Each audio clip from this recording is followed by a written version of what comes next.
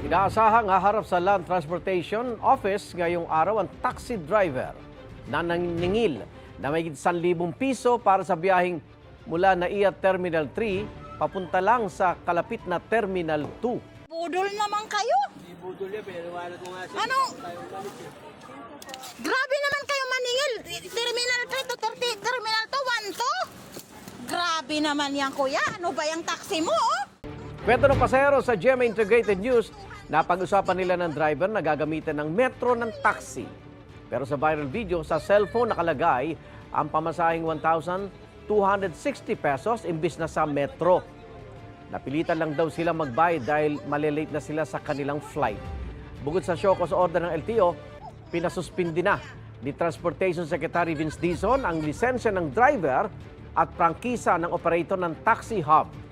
Sa isang pahayag, sinabi naman ng taxi hub management na nagsasagawa na rin sila ng sariling investigasyon. Humingi sila ng paumanhin sa pasahero at ire-refund daw ang sobrang singil na pamasahe. Sinisika pa rin ng GMA Integrated News na makuha ang pahayag ng taxi driver.